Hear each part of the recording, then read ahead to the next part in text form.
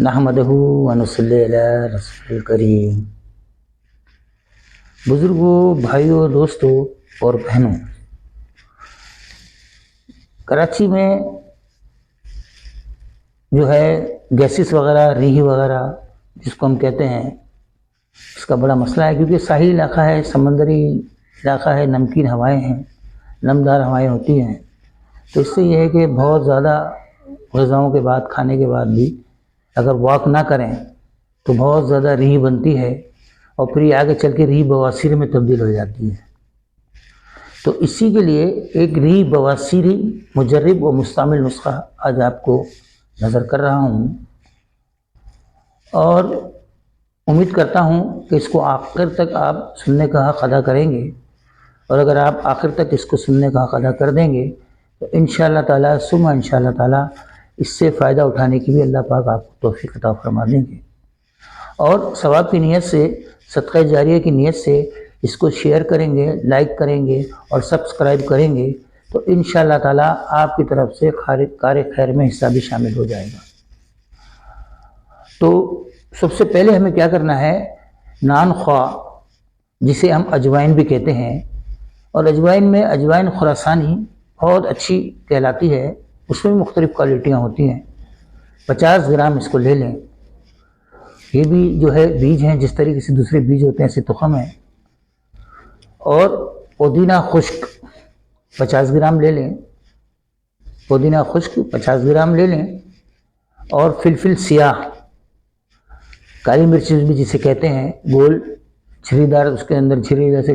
Design بنا ہوا ہوتا ہے، چربرا مسالہ مزہ ہوتا ہے، اور کچن میں بھی، کھانوں میں بھی استعمال ہوتا ہے، گرم مسالوں میں بھی، اور زنجبیل جسے ہم سونٹ بھی کہتے ہیں، اور جب وہ خام حالت میں آتی ہے تو کچی ادرک بھی کہتے ہیں اس کو، وہ بھی ہمارے کچن میں استعمال ہوتی ہے کھانوں میں۔ سونٹ جب سوکھ جاتی ہے تو سونٹ جاتی ہے، اسے بھی جو ہے 50 گرام کی مقدار میں لے لیں، اور نمک سیاہ جسے ہم کالا نمک بھی کہتے ہیں، یہ بھی 50 گرام کی مقدار میں لے لیں۔ انشاءاللہ تعالیٰ ثم انشاءاللہ تعالیٰ اجوائن دیسی 50 گرام، پودینہ خشک 50 گرام، فلفل سیاہ 50 گرام، زنجبیل 50 گرام، نمک سیاہ 50 گرام، ان سب کا ایک اچھا فائن پاؤڈر بنا کر بس یہ آپ کا دوا تیار ہو گئی۔ خوب اچھی طرح کوٹ چھان کر فائن پاؤڈر بنا لیں، اور صبح اور شام 3 گرام کی مقدار میں، دوپہر کھانے کے بعد، رات کھانے کے بعد، اور صبح بھی اگر ایک اچھا ناشتہ کرتے ہیں تو اس کے بعد بھی 3 گرام، یعنی ہر غذا کے بعد 3 گرام اس کو لے سکتے ہیں۔ اس نسخے کو بنانے سے پہلے اپنے علاقے کے مستند طبیب سے، معالج سے، حکیم سے اس پہ مشورہ کیجئے، اس کے اوزان کے اوپر جو ہے گفت و شنید کیجئے، ان سے اس سے اور مزید ان سے اس کے اوپر جو ہے رائے لینے کے بعد کسی اچھے مستند قابل پنساری کے پاس، جس کے پاس اصلی جڑی بوٹیاں ہوں، تازی جڑی بوٹیاں ہوں، اور ایک نمبر ہو،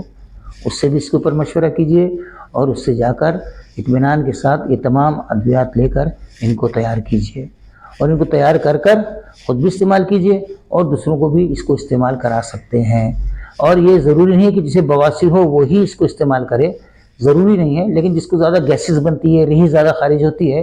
تو وہ بھی اس کو 3 گرام کے مقدار میں 1 گرام ہر کھانے کے بعد لے سکتا ہے، تو آئندہ کے لیے کبھی دوسری بیماریوں سے محفوظ ہو سکتا ہے۔ تو میں امید کرتا ہوں انشاءاللہ تعالیٰ آپ اس کو جو ہے شیئر بھی کریں گے، لائک بھی کریں گے، اور سبسکرائب بھی کریں گے۔ السلام علیکم ورحمۃ اللہ وبرکاتہ۔